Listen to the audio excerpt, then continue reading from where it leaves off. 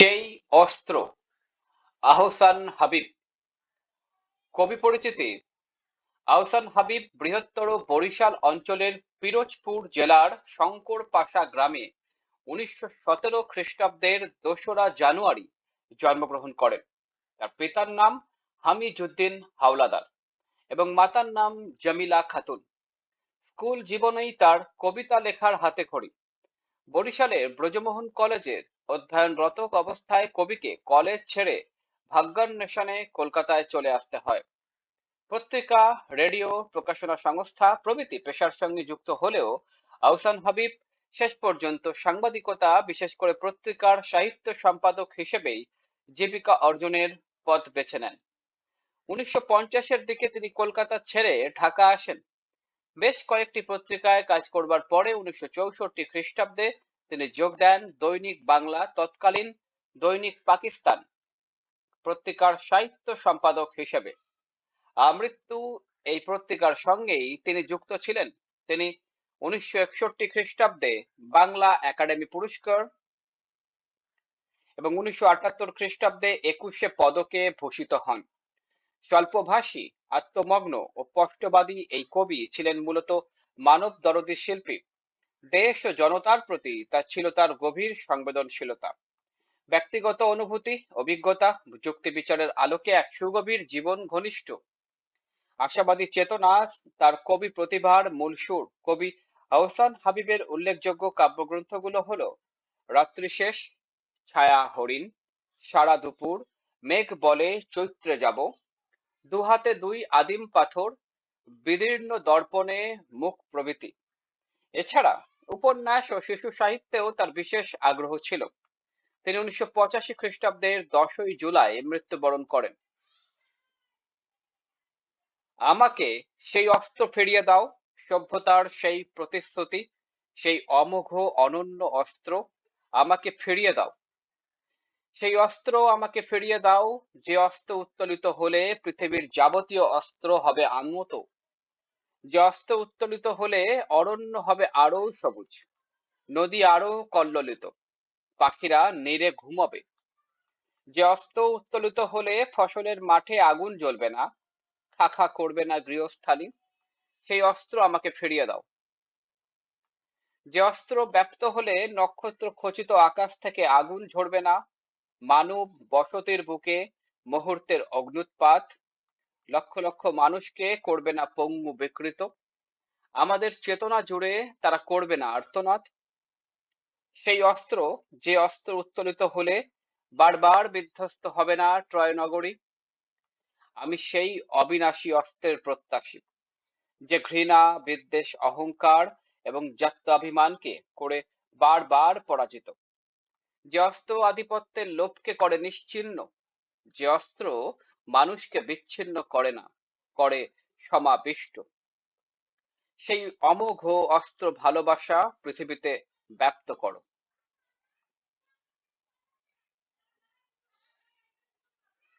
শব্দার্থ ও টিকা। অমোঘ, অব্যর্থ, সার্থক, অবশ্যম্ভাবী। যে অস্ত্র উত্তোলিত হলে পৃথিবীর যাবতীয় অস্ত্র হবে আনত। কবি ভালোবাসা আর শান্তির অস্ত্র দিয়ে সকল মারণাস্ত্রকে পরাভূত করবার আকাঙ্ক্ষা ব্যক্ত করেন। যে অস্ত্র উত্তোলিত হলে ফসলের মাঠে আগুন জ্বলবে না। কবি বিশ্বাস করেন ভালোবাসা দিয়ে মানুষের হিংসা বিদ্বেষ দূর করা সম্ভব। ভালোবাসা থাকলে মানুষ মানুষকে শত্রু ভাববে না, কৃষকের দুঃখ জ্বালার আসান হবে এবং বিদ্রোহের আগুন জ্বলবে না। যে অস্ত্র ব্যপ্ত হলে নক্ষত্র খচিত আকাশ থেকে আগুন ঝরবে না। কবি এখানে যুদ্ধে ব্যবহৃত ছোট বড় ক্ষেপণাস্ত্রের কথা বুঝিয়েছেন। কবি চান মানুষ যেন যুদ্ধের ভয়াবহতায় জড়িয়ে না পড়ে, বিশ্বে যেন শান্তি নিশ্চিত হয়। মানব বসতির বুকে মুহূর্তের অগ্ন্যুৎপাত লক্ষ লক্ষ মানুষকে করবে পঙ্গু বিকৃত। ভালোবাসাহীন বিদ্বেষপূর্ণ পৃথিবীতে যুদ্ধের অনিবার্য ক্ষতি সম্পর্কে নিজের উৎকণ্ঠা কবি এখানে প্রকাশ করেছেন। অনুমান করা যায় কবি চৈতন্যে দ্বিতীয় বিশ্বযুদ্ধে জাপানের হিরোশিমা নাগাসাকিতে ঘটে যাওয়ার নৃশংসতার স্মৃতি জাগ্রত ছিল। তাই আণবিক বোমার আঘাতে মৃত কিংবা প্রজন্ম পরম্পরায় পঙ্গুত্ব বরণকারী বহু মানুষের আর্তনাদ কবির এই যুদ্ধবিরোধী মননকে আন্দোলিত করেছে। ট্রয় নগরী প্রাচীন গ্রিসের স্থাপত্য কলায় নন্দিত এক শহর। মানুষের হিংসা, বিদ্বেষ, ঈর্ষা আর দম্ভের শিকার হয়ে পৃথিবীর ইতিহাসে বারংবার ধ্বংস হয়েছে এই নগরী। যুদ্ধের নির্মমতায় এই এক চিরায়ত দৃষ্টান্ত এই ট্রয়। জাত্যাভিমান, কোনো যুক্তি ছাড়াই নিজ জাতিকে সর্বশ্রেষ্ঠ জ্ঞান করার অহংকারী মনোভাব সমাবিষ্ট, সমভাবে আবিষ্ট, সমাবেশ হয়েছে এমন, সমবেত হওয়া অর্থে। পাঠ পরিচিতি। সেই অস্ত্র কবিতাটি আহসান হাবীবের বিদীর্ণ দর্পণে মুখ কাব্যগ্রন্থ থেকে সংকলন করা হয়েছে। এই কবিতায় কবির একমাত্র প্রত্যাশা ভালোবাসা নামের মহান অস্ত্রকে পুনরায় এই মানব সমাজে ফিরে পাওয়া। কবির কাছে ভালোবাসা কেবল কোনো আবেগ কিংবা অনুভূতির দোতনা জাগায় না, তার বিশ্বাস এটি মানুষকে সকল অমঙ্গল থেকে পরিত্রাণের পথ বাতলে দেয়।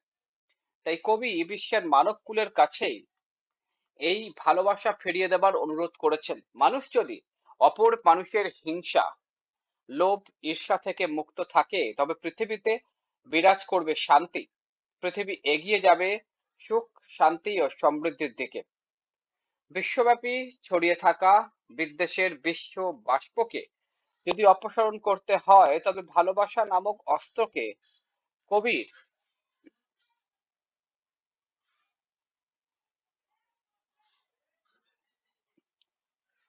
বিশ্বব্যাপী ছড়িয়ে থাকা বিদ্বেষের বিষবাষ্পকে যদি অপসারণ করতে হয় তবে ভালোবাসা নামক অস্ত্রকে কবির কাছে এবং কবির মতো আরো বহু মানুষের কাছে ফিরিয়ে দিতে হবে। কবি জানেন হিংসা আর স্বার্থপরতার করাল গ্রাসে অনেকেই মানবিকতা শূন্য হয়ে পড়ে। আর তাই কবি মানবিকতার সেই ঋতবোধকে ফিরে পেতে চান তথা মানব সমাজে ফিরিয়ে দিতে চান, পৃথিবীতে ছড়িয়ে দিতে চান অফুরান ভালোবাসা। কবিতাটির গঠনগত বিশেষত্ব হলো এর অনাড়ম্বর সহজ গতিময়তা। কোনো ভারী শব্দ ব্যবহার না করে সাবলীল ভাষায় কবি তার একান্ত প্রত্যাশিত ভালোবাসার প্রত্যাবর্তন কামনা করেছেন। এই কবিতাটি শান্তিপ্রিয় পৃথিবীবাসীর জন্য এক চিরায়ত প্রার্থনা সঙ্গীত। কবিতাটি অন্তমিলহীন অক্ষরবৃত্ত ছন্দে রচিত। এর পর্বগুলোর বিন্যাসও অসম। বহু নির্বাচনী প্রশ্ন, সৃজনশীল প্রশ্ন, নিজে করো।